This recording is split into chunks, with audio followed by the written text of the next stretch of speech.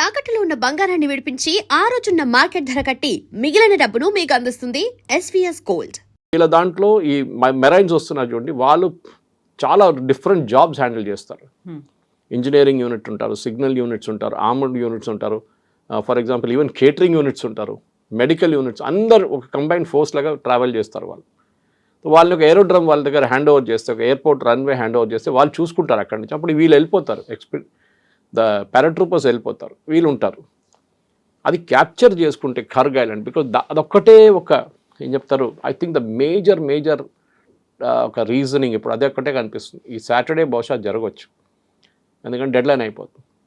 అది జరిగితే ఏమవుతుందంటే ఇరాన్ కంప్లీట్ రెవెన్యూ అమెరికా చేతిలో ఉంటుంది. వెనిజువేలా లాగా, వెనిజువేలా అదే చేశారు కదా. ఇప్పుడు అక్కడి నుంచి వెళ్ళే ప్రతి షిప్కి అమెరికా డబ్బులు తీసుకుంటారు. ఓకే, ఎందుకంటే మేము ఎప్పుడో పెట్టుబడి పెట్టాం, మాది $100 బిలియన్ ఉంది అక్కడ, మాకు రాలేదు డబ్బులు అని చెప్పి షెవ్రాన్ కానీ ఎక్సన్ మొబైల్ వాళ్ళని తీసుకుంటారు. ఇదే బహుశా ఖర్గ్ ఐలాండ్తో కూడా జరగవచ్చు. జరిగితే ఇరాన్ ఏం చేస్తారు, then that should be the next situation. Exactly. ఇప్పుడు ఆల్రెడీ ట్రూప్స్ని డిప్లాయ్ చేయబోతున్నారు అనుకున్నప్పుడు దే విల్ బి లైక్ ఒక బూట్స్ ఆన్ ద గ్రౌండ్ అని మనం అనుకుంటాం. అది డైరెక్ట్గా దిగొచ్చేమో అనేటువంటి, ఇప్పుడు నేవీ కావచ్చు, ఎయిర్ ఫోర్స్ ఇప్పటిదాకా ఉంది, బట్ ఆర్మీ కూడా రాబోతోంది అనుకున్నప్పుడు ఇరాన్ ఎక్స్పెక్ట్ చేస్తోంది ఏం జరుగుతుంది అనేది. ఖమేనీ చనిపోక ముందు నుంచి కూడా అన్నిటినీ పెట్టుకున్నారు కాబట్టి, స్ట్రాటజీ అంత ప్లాన్ అయింది కాబట్టి అంత ఈజీగా కూడా యాక్సెప్ట్ చేయదు కదా. మళ్ళీ వాళ్ళు ట్రూప్ వస్తోంది అనుకుంటే వీళ్ళకంటూ ఒక స్ట్రాటజీ ఉంటుంది. డెఫినెట్గా అది మనం ఒక వార్ సెనారియోలో ఎప్పుడు ఎక్స్పెక్ట్ చేయాల్సింది. ప్రెసిడెంట్ ట్రంప్ చేసిన అన్నిటికంటే పెద్ద తప్పు ఇది. యుద్ధం మొదలయ్యే ముందు మేము ఇది చేస్తే ఇరాన్ ఏం చేస్తారు, ఒక వార్ సెనారియో ఉంటుంది. మేము కొడుతూనే వెళ్తాం, ఇరాన్ ఏం చేయరని కాదు కదా, వాళ్ళు చేస్తారు, వాళ్ళు కూడా దే విల్ రియాక్ట్. కానీ అది యాంటిసిపేట్ చేయలేదు యుఎస్. ఒకటి, ఇరాన్ వాళ్ళ నేబర్స్ మీద బాంబ్ చేస్తారనేది అమెరికా ఎప్పుడు ఊహించలేదు. అరే సౌదీ అరేబియా పక్కన నుంచి చాలా ఫ్రెండ్లీ కంట్రీ, అక్కడ అటుపక్కన ఇరాక్ ఉన్నారు, ఇటు పక్కన కువైత్ ఉంది, ఖత్తార్ ఉంది, అక్కడ బహ్రెయిన్ ఉంది, వీళ్ళందరూ వాళ్ళతో ఉండాల్సిందే కదా. ఎప్పుడు అంటారు you cannot choose your neighbours అంటారు. వాళ్ళు ఉంటారు, ఇప్పుడు మీకు నచ్చకపోతే కూడా ఉంటారు మీ నేబర్స్ మీ దగ్గర. సో అట్లాంటి పరిస్థితి. నో టైం అటాక్ చేసింది ఇరాన్. Correct. And that day itself 28th itself ఇజ్రాయెల్ని కొట్టడం అని దాంట్లో కొత్తది ఏం లేదు, అది వాళ్ళు రెగ్యులర్గా చేస్తూ ఉంటారు. కానీ మిగతా ఫ్రెండ్స్ని కొట్టడం అనేది అది పెద్ద మార్పు వచ్చేస్తుంది. అండ్ వాళ్ళు కూడా రియాక్ట్ చేయలేకపోతున్నారు. మీరు చూడండి, వాళ్ళు సౌదీ అరేబియా కూడా గుడ్ ఎయిర్ ఫోర్స్, వాళ్ళు ఇరాన్ ఈజీగా అటాక్ చేసుకోవచ్చు. ఇన్ఫ్యాక్ట్ నిన్న ఒక న్యూస్ రిపోర్ట్లో, I think it was New York Times, దాంట్లో ఏం చెప్పారంటే Saudi Arabian prince Mohammed bin Salman ఏమన్నారంటే అమెరికా దగ్గర చెప్పారంట, మీరు యుద్ధం ఆపకండి, you go fight and finish off Iran. మీకు ఏం సహాయం కావాలంటే చెప్పండి, మేము ఇస్తాం మీకు ఎయిర్ బేస్ యూసేజ్, ఫైనాన్స్గా మీరు డబ్బులు ఏం కావాలంటే మేము హెల్ప్ చేస్తాం. కానీ ఆ ఇరానియన్ రెజీమ్ ఉండకూడదు. ఇప్పుడు మీరు ప్రెసిడెంట్ ట్రంప్ ప్లేస్లో ఉంటే కవిత గారు ఏం ఆలోచిస్తారు, ఇరానియన్ రెజీమ్ని ఎట్లా మార్చాలి? అక్కడ ఇప్పుడు ముగ్గురే ఉన్నారు, మాట్లాడడానికి రెడీగా ఉన్న ముగ్గురే ఉన్నారు. అంటే వాళ్ళు ఇప్పుడు దాకా చనిపోలేదు, వాళ్ళంతే అంత చెప్పొచ్చు, వాళ్ళు ఇంకా అటాక్ చేసి చంపలేదు వీళ్ళు. ప్రెసిడెంట్ కరెక్ట్, ప్రెసిడెంట్ పెసికిషాన్ ఆయన ఉన్నారు, speaker and this foreign minister, వీళ్ళు ముగ్గురే ఉన్నారు, కనిపిస్తున్నారు కూడా. ప్రెసిడెంట్ అయితే ఒక బ్లండర్ చేసిండు అన్న పెసికిషాన్, ఆయన యుద్ధం మొదలు కాగానే సౌదీ అరేబియా బాంబ్ చేయగానే ఒక అపాలజీ చెప్పాను, sorry we made a mistake, ఇంకా జరగదు ఇప్పటి నుంచి అని. ఇమ్మీడియట్గా విత్డ్రా చేయాల్సి వచ్చింది. Within half an hour revolutionary guards వాళ్ళని ఆయన ఫోర్స్ చేశారు విత్డ్రా చేయడానికి. So he is not interested, ఆయన పొజిషన్ చాలా వీక్ ఉంది. ట్రంప్ చెప్పారు చూడండి, మేము చంపకపోతే వాళ్ళ మనుషులు చంపుతారు వాళ్ళని అని చెప్పేసి, their people will kill them అని. So we don't know who to speak, మేము ఎవరితో మాట్లాడి మాకు అర్థం కావట్లేదు, ఇరాన్ ఎవరున్నారో మాకు తెలియదు. మేము అనుకున్నాం లారిజానీతో మాట్లాడదాం అనుకున్నా, కానీ ఇజ్రాయెల్ వచ్చి ఆయన కూడా కొట్టేశారు. And he was the most pragmatic face. ఆలోచించండి, ఇజ్రాయెల్ లారిజాని చంపినప్పుడు నాకు కూడా డౌట్ వచ్చింది, వై హిమ్? ఎందుకంటే అమంగ్ ఈ నలుగురు, ఇప్పుడు మనం చెప్పిన 3 పేర్లతో 4వ పేరు ఈయనది. అండ్ ఆయన would have been a great choice, because ఆయనకి రెవల్యూషనరీ గార్డ్ మీద పట్టుంది, ఆయనకి ఆర్మీ మీద పట్టుంది, అండ్ ఆల్సో పొలిటిక్స్ మీద అండ్ రిలీజియస్ లీడర్స్. నలుగురిని వీళ్ళు ఆయన తోడు తీసుకెళ్తారు, కలగరు, కానీ ఆర్ని చంపేస్తారు ఆయన. ఇప్పుడు ఎవరితో మాట్లాడతారు మళ్ళీ మీరు? You have to speak to only these 3 people. వీళ్ళు ముగ్గురికి అంత పవర్ లేదు. Whereas the speaker of the Iran parliament Mohammed Khalifa, ఆయన దీనికన్నా ముందు ఎయిర్ ఫోర్స్ చీఫ్ ఉండే, and he was also the chief of the revolutionary guards. ఈ 2 పదవులు చాలా కేర్ఫుల్, ఎస్పెషల్లీ రెవల్యూషనరీ గార్డ్స్. ఆయనకు ఆ పవర్ ఉంది ఒకటి. కానీ he's a hard line religious bent of mind. అంత ఈజీగా అమెరికా చెప్పిన మాటలు వినరు. సో బహుశా వీళ్ళు ముగ్గురులో ఎవరినో ఒకరిని మాట్లాడుతున్నారు ఇరాన్తోని అమెరికా డైరెక్ట్గా, కానీ ఎవరని చెప్పట్లేదు. ఇరానియన్ ఫారిన్ మినిస్టర్ అయితే డినై చేసేసారు, మేమైతే మాట్లాడలేదు, ట్రంప్తోనే మాట్లాడుకుంటున్నారు and he's just playing for the markets. ఈ మార్కెట్ రేటు ఆయిల్ రేట్ తగ్గించడానికి చేస్తున్నారు, మిగతా ఏం లేదు position, which is sort of correct. కానీ ఇప్పుడు జరిగే దాంట్లో కవిత గారు ఈ నెక్స్ట్ 24 hours to 48 hours చాలా క్రూషియల్గా ఉండబోతుంది.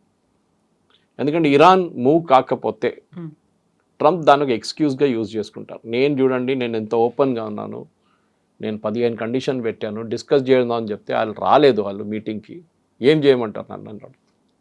And that is why Monday to Friday పెట్టుకున్నారు, ఆయన సాటర్డే పెట్టుకోలేదు, 6 days అని చెప్పలేదు, 5 days అని చెప్పారు. సో దట్ ఎగ్జాక్ట్లీ ఫ్రైడే రోజు మార్కెట్ యుఎస్ మార్కెట్ క్లోజ్ చేయగానే అటాక్ అనేది బహుశా కరెక్ట్ జరుగుతుంది. సో ఇప్పటిదాకా మనం ఇరాన్ గురించి పెట్టే కండిషన్స్ గురించో లేకుంటే అమెరికా ఇస్తున్నటువంటి 15 ఫార్ములా గురించో మాట్లాడుకుంటున్నాం, కానీ ఇజ్రాయెల్ మాత్రం తను ఏం చెయ్యాలనుకుంటుందో ఆ పని చేస్తుంది అండ్ ట్రంప్ని మళ్ళీ లాగాలి అనేటువంటి ప్రయత్నాలు కూడా చాలా ఎక్కువగానే చేస్తుంది. ఎందుకని ఇజ్రాయెల్ అసలు మాట్లాడట్లేదు? నెతన్యాహు ఎప్పుడో ఒకసారి కనిపిస్తున్నారు తప్ప ట్రంప్ లాగా ఆయన చెయ్యట్లేదు అసలు. మాట్లాడడం అనేది you're talking about press conference లాగా. ఎగ్జాక్ట్లీ. అక్కడ ఏమవుతుంది, వాళ్ళ స్ట్రాటజీ కావచ్చు లేకపోతే ఫండ్స్ గురించి కావచ్చు. ఇజ్రాయెల్లో ఎప్పుడు ఒఫిషియల్ పొలిటికల్ బ్రీఫింగ్ కన్నా వాళ్ళ ఆపరేషనల్ బ్రీఫింగ్ ఎక్కువ ఉంటుంది. ఇప్పుడు ఐడిఎఫ్ చూడండి, ఇజ్రాయలీ డిఫెన్స్ ఫోర్సెస్ రోజుకి 2-3 సార్లు బ్రీఫింగ్ ఇస్తారు. వాళ్ళ ఆపరేషన్ డీటెయిల్స్, లెబనాన్లో ఏం జరిగింది, లిటానీ రివర్ దగ్గర కొట్టాము మేము, ఇన్ని బంకర్లు డిస్ట్రాయ్ చేసాము, ఇన్ని లాంచ్ ప్యాడ్ డిస్ట్రాయ్ చేసాము, వాళ్ళు బ్రీఫింగ్ ఇస్తారు రెగ్యులర్గా. అది ఉంటుంది. కానీ పొలిటికల్ బ్రీఫింగ్ అని చాలా తక్కువ. ఒకటి, ఎందుకంటే ఆయన ముందుకు ఎందుకు వచ్చారంటే ఒకసారి ఆయన చనిపోయారని చెప్పి పెద్ద రూమర్ ఉండే, సో నేను బతుకున్నానని చూపించడానికి ఆయన వచ్చినాను. కానీ ఇజ్రాయెల్ ఎప్పుడు బయట ట్రంప్ మాట్లాడరు వీళ్ళు. They are very very reserved వాళ్ళ కామెంట్స్లో. ఇజ్రాయెల్ కావాల్సింది ఒకటే, అండ్ స్పెషలీ నెతన్యాహుకి ఎలక్షన్స్ రాబోతుంది ఇప్పుడు కొన్ని నెలల్లో. ఆయనకి ఈ ఎలక్షన్ గెలవాలంటే యుద్ధం ఉండాలి, ఆయనతో ఇంకా నడవాలి యుద్ధం. ఇజ్రాయలీస్ చాలా టైర్డ్ అయిపోయారు యాక్చువల్లీ, ఎందుకంటే ఈ బంకర్లో పరిగెత్తడం, డైలీ బంకర్లో వెళ్ళి కూర్చోవడం రాత్రి అంతా, ద సిక్ అండ్ టైర్డ్ అంటున్నారు. నిన్న చూసాను వర్డ్ యూజ్ చేశారు ఒక Israeli commentator, we're sick and tired, యుద్ధం ఎట్లైనా ఆగితే బాగుంటుంది. కానీ వాళ్ళకి తెలుసు ఇరాన్ని ఇప్పుడు కొట్టకపోతే మళ్ళీ ఇరాన్ ఇంకా పవర్ఫుల్ అయిపోతారు, హెజ్బుల్లా మళ్ళీ పెరుగుతారు. ఇవాళ కూడా వాళ్ళు మిసైల్స్ ఫైర్ చేశారు, యాజ్ వీ స్పీక్ 1 గంట ముందు ఇజ్రాయెల్ మీద 3 మిసైల్స్ ఫైర్ చేశారు. సో హెజ్బుల్లాని కొట్టాలి. ఇన్ఫ్యాక్ట్ మీకు తెలుసుంటుంది, ఇరానియన్ అంబాసిడర్ని లెబనాన్ నుంచి పంపించేశారు. He was declared person on and grata and he was ఆస్ టు గెట్ అవుట్. లెబనాన్ అనే ఒక దేశం ఉందని మనం మర్చిపోయాం. మన హెజ్బుల్లా గురించి మాట్లాడుతాం. హెజ్బుల్లా టెర్రరిస్ట్ ఆర్గనైజేషన్ లెబనాన్లో కూర్చున్నారు. ఇజ్రాయెల్కి అదొక పెద్ద ప్రాబ్లం, ఎందుకంటే ఇప్పుడు వాళ్ళ మొత్తం ఎఫర్ట్స్ మీరు చూస్తే ఇరాన్ కన్నా ఎక్కువ వాళ్ళు లెబనాన్ మీద పెడుతున్నారు. సౌత్ లెబనాన్లో కంప్లీట్ క్యాప్చర్ చేసుకొని మా టెరిటరీ పడదు, మేము అక్కడ నుంచి ఖాళీ చేయమని చెప్తున్నారు. వాళ్ళకి ఒక బఫర్ జోన్ లాగా వచ్చేస్తుంది అది. ఎందుకంటే అక్కడి నుంచి మిసైల్స్ లాంచ్ చేసినప్పుడు నార్దర్న్ ఇజ్రాయెల్ వైపు ఈ బఫర్ జోన్ ఉంటే పనికొస్తుంది ఇజ్రాయెల్కి అనమాట. వాళ్ళ ఆయుధాలు కూడా, అంటే వాళ్ళ యాంటీ ఎయిర్క్రాఫ్ట్ గన్స్ కానివ్వండి, మిగతా ఇంటర్సెప్టర్స్ కానీ అక్కడ ఉంచుకోవచ్చు సదర్న్ లెబనాన్లో. ఇటువైపు ఇరాన్ వైపు వాళ్ళు ఏం చేస్తున్నారంటే, వాళ్ళు కంటిన్యూస్ ఇవాళ పొద్దున కూడా బాంబ్ చేశారు. వాళ్ళు స్పెసిఫిక్గా లీడర్షిప్ని కొడుతున్నారు. స్టార్టింగ్ నుంచి అదే కదా, 28th రోజు కొట్టింది లీడర్షిప్ని కొట్టే, ఇప్పుడు కూడా అదే చేస్తున్నారు. కమాండ్ అండ్ కంట్రోల్ సెంటర్స్ని కొడుతున్నారు. నిన్న సౌదీ అరేబియా మీద 25 డ్రోన్లు ఫైర్ చేశారు ఇరాన్, ఒకటే మిసైల్ ఫైర్ చేశారు. అంటే వాళ్ళ మిసైల్ లాంచింగ్ కేపబిలిటీ చాలా మటుకు డిగ్రేడ్ అయినట్లుంది. అంటే లాంచర్స్ని కొడుతున్నారు ఇజ్రాయెల్ కంటిన్యూస్గా. బహుశా that must be the strategy ఇజ్రాయెల్ది.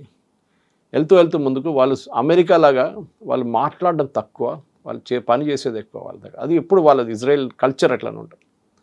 American president అట్లా కాదు, ట్రంప్ దగ్గర ఏమైనా అడిగితే ఏదో చెప్పేస్తాడు ఆయనకే తెలియదు ఏం చెప్పాడని. ఇది అట్లా కాదు, ఈజ్ మెజర్డ్ వర్డ్స్ ఉంటుంది ఇజ్రాయలీ ప్రైమ్ మినిస్టర్ది. ఇట్స్ అవి ఇలా బెంజమిన్ నెతన్యాహుది. కానీ అట్ ద సేమ్ టైం మనం ఇంకా ముందుకు వెళ్తున్నప్పుడు ఇజ్రాయెల్ని కంట్రోల్ చేయకుండా అమెరికా ఏం చేయలేరు. రేపు ఒక ఒప్పందానికి వచ్చారనుకోండి, ఇజ్రాయెల్ అప్రూవల్ లేకుండా అమెరికా దాన్ని యాక్సెప్ట్ చేయరు. ఇజ్రాయెల్ లేకుండా అమెరికా బాంబింగ్ చేయొచ్చు అంటే నో. అమెరికన్ సపోర్ట్ లేకుండా ఇజ్రాయెల్ ఇరాన్ మీద దాడి చేయవచ్చా, హెజ్బుల్లా మీద అంటే నో. రెండు వైపు నుంచి అమెరికా సపోర్ట్, ఇక్కడ ఇజ్రాయెల్ సపోర్ట్ చాలా క్రూషియల్. అండ్ యూఎస్లో మీకు తెలిసిందే జూయిష్ లాబీ అనేది చాలా పవర్ఫుల్. వాళ్ళు మీడియా కానీ మిగతా ఫైనాన్స్ కానీ ఈ సెక్టర్స్ అన్ని వాళ్ళు కంట్రోల్ చేస్తారు. సపోర్ట్ ఉంటుంది. ఇప్పుడు యుఎస్ గవర్నమెంట్కి జూయిష్ సపోర్ట్ ఉండాల్సిందే. అదొక చాలా క్రూషియల్ ఫ్యాక్టర్. దానికోసం నెటన్యాహు ఎక్కువ మాట్లాడరు, బయట వచ్చి ఆయన మాట్లాడుతున్నప్పుడు హీ స్పీక్స్. వాళ్ళ పబ్లిక్ ఎంగేజ్మెంట్స్ కనిపిస్తారు, ఆర్మీ యూనిట్స్ కలవడానికి వెళ్తున్నారు, రెస్టారెంట్కి వెళ్తున్నారు, ఆ వీడియోలు బయటకు వస్తున్నాయి. బట్ ఈ 3 దేశాలు లాగర్ హెడ్స్ అంటారు, కంటిన్యూస్గా ఫైట్ చేయాలి అనే దాంట్లోనే 3 ఉన్నాయి. బట్ ఆ ఇంపాక్ట్ ప్రపంచ దేశాల మీద పడుతుంది, భారతదేశం మీద ఎస్పెషల్లీ. బయటికి వెళ్తే ట్రాఫిక్ జామ్లు అనేవి రోడ్ల మీద కనిపించట్లేదు, పెట్రోల్ బంకుల్లో కనిపిస్తున్నాయి, లాంగ్ క్యూస్ అనేవి ఉన్నాయి. You take any time, morning నుంచి మిడ్ నైట్ వరకు అదే పరిస్థితి ఉంది. క్రైసిస్ ఆర్టిఫిషియల్గా క్రియేట్ చేశారా, నిజంగా ఉందా, ప్రభుత్వం ఏం చేస్తోంది? క్రియేటెడ్ క్రైసిస్ ఇది. అంటే ఇది పానిక్ బయింగ్. ఇది నిన్న కావాల్సిన ఫ్యూయల్ హైదరాబాద్లో సప్లై అయింది, దానికన్నా 605 కిలోలీటర్ ఎక్స్ట్రా సప్లై అయింది. కానీ ఏమవుతుందంటే ఒక రోజుకి సప్లై ఇన్ని, వాళ్ళ ట్యాంక్ అండర్ గ్రౌండ్ ట్యాంక్లో ఒక కెపాసిటీ ఉంటుంది పెట్రోల్ బంక్లో. వాళ్ళు ఒక రోజుకి ఫిలప్ చేసుకుంటే బహుశా ఒక రోజు 2 రోజులు వాళ్ళకి నడుస్తుంది. ట్యాంకర్, ఈ ట్యాంకర్లన్నీ most of the petrol bunk దగ్గర ట్యాంకర్లు ఉండదు. ఈ ట్యాంకర్ పంపిస్తుంది అంతా, అది ఐఓసీఎల్లో, బీపీసీఎల్లో, హెచ్పీసీఎల్ వాళ్ళు టెండర్ పిలుస్తారు ట్యాంకర్కి. సంవత్సరం పాటు టెండర్ ఉంటుంది. సడన్గా వాళ్ళకి 1200 ట్యాంకర్లు కావాలి ఎక్స్ట్రా. అది సరే పక్కన రాష్ట్రంలో ఉందంటే అక్కడ కూడా అదే క్రైసిస్. ఈ పానిక్ బయింగ్ ఎందుకు జరుగుతుందని ఎవరికి అర్థం కాదు. ఇది ఏదో వాట్సాప్ గ్రూప్లో మెసేజ్ వచ్చి ఉంటుంది. మన దగ్గర we have more than 62 days, అంటే 62 రోజులు కావాల్సిన ఫ్యూయల్ మన దగ్గర ఉంది ఇప్పటికి కూడా. ఎందుకంటే మన కంటిన్యూస్ మనకు షిప్స్ వస్తూనే ఉన్నాయి. So that is not a problem. అది రాగానే ఒకసారి గుజరాత్ పంపిస్తారు, లేకుంటే ముంబై పంపిస్తారు, లేకుంటే మ్యాంగ్లూరు పంపిస్తారు, లేకుంటే కొచ్చిన్ పంపిస్తారు, లేకుంటే అటువైపు విశాఖపట్నం పంపిస్తారు. So that all over the country distribution pipe lines ఉంటుంది వాళ్ళకి.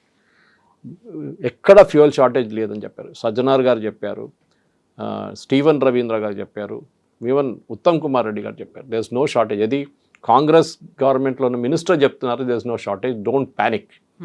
ఈ ప్యానిక్ బయింగ్ అనేది మన ఇండియన్ కల్చర్లో. రేపు పొద్దున్న నుంచి పాలు రాదు మీకంటే వెళ్ళి 10 లీటర్ పాలు కొనుక్కొచ్చి ఇంట్లో పెట్టుకుంటారు. అట్లా మన వాళ్ళు చేస్తారు అట్లాంటి పనులు. ఎందుకు మీరు ఫుల్ ట్యాంక్ కొట్టుకుంటే ఏం చేస్తారు మీరు? వాళ్ళకి లాజిక్ లేదు. మీరు గుర్తుంటుంది కవిత గారు, దీనికన్నా ముందు మోదీ గవర్నమెంట్ వచ్చే ముందు ఇది రూపాయి అక్కడ ఇక్కడ పెంచుతుండే వీళ్ళు. అప్పుడప్పుడు ₹2 ఒకసారి, ₹1.50 లీటర్కి.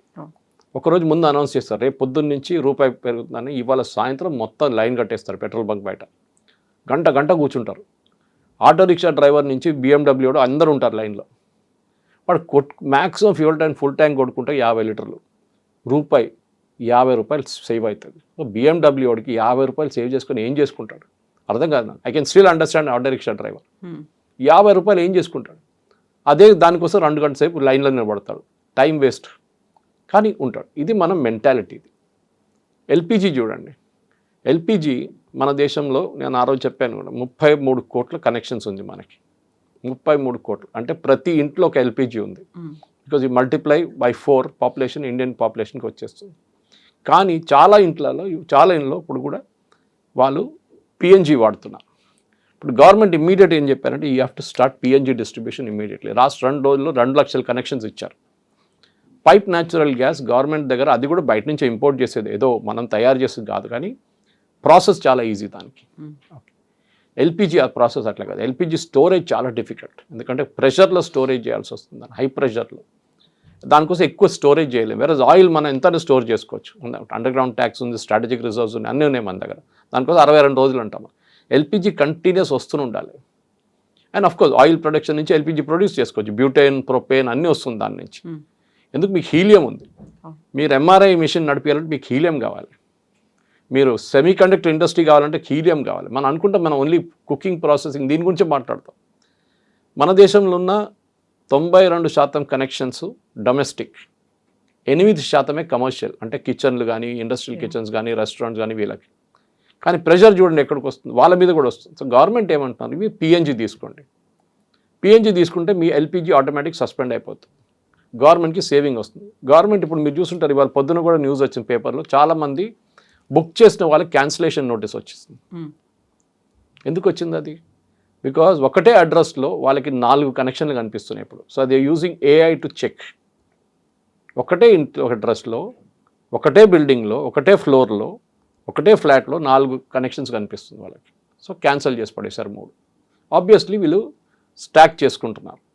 ఇది ముందేం చేస్తారా, 3 కూడా ఆర్డర్ చేయరు. ఇప్పుడు ప్యానిక్ వచ్చినప్పుడు అన్ని ఆర్డర్ చేశారు సడన్గా, అప్పుడు పట్టుబడ్డారు. So government is saying PNG తీసుకోండి. I think that's most sensible. మా ఇంటి దగ్గర ఒక చాలా బిజీ అనే ఒక పరాటా సెంటర్ ఉంది. వాడి గారు వెళ్ళి చెప్పాను, వాడికి తెలియదు. వాడు అంటున్నాడు, సార్ నా డబ్బులు ఉన్నాయి సార్, నేను ఇస్తాను, చెప్పండి వాళ్ళకి ఇవ్వమని చెప్పి. నాకు 8 స్టవ్లు ఉన్నాయి, అంటే గ్యాస్ స్టవ్స్ ఉన్నాయి, నేను ఎల్పిజి కోసం కొట్టుకుంటాను ఇప్పుడు కాదు, ఈవెన్ బిఫోర్ ఆల్సో సార్, నాకు అది ఇచ్చేస్తే అయిపోతుంది, ఒకసారి అడ్రస్ ఇస్తారని చెప్తే నేను I gave the address. Bhagyanagar gas ఎవరిది, రిలయన్స్ది అది. So that culture has to come.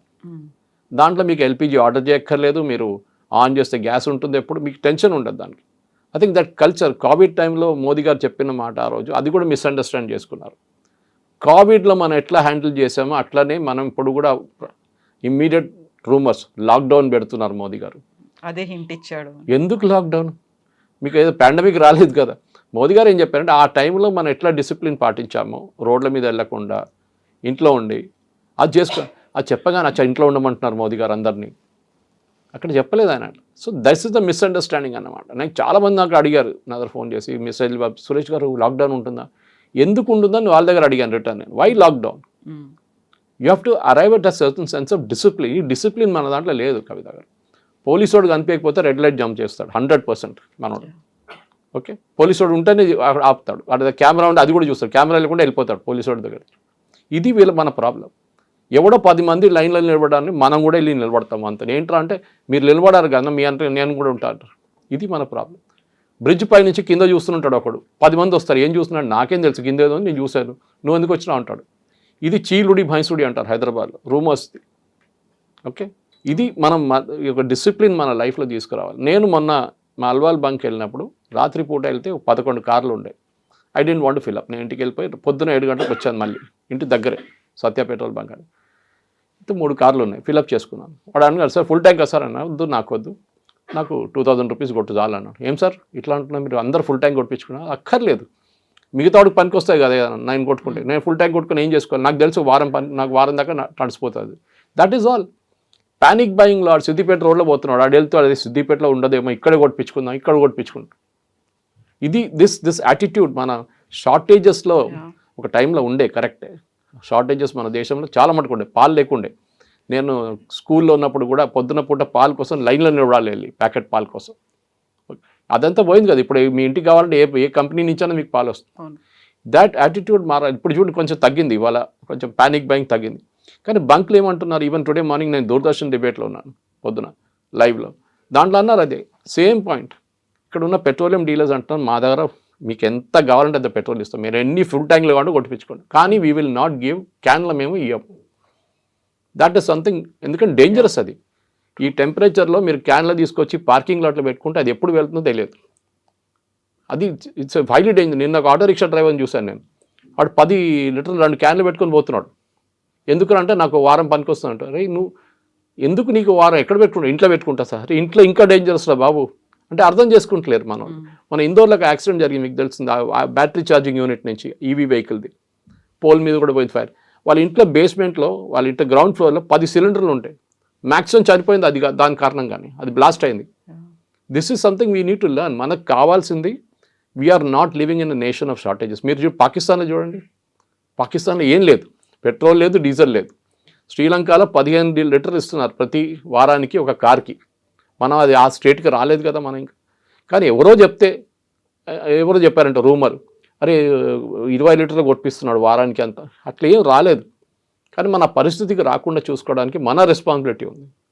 As a citizen ఆ సివిక్ సెన్స్ మనకి లేదు. Let us accept it.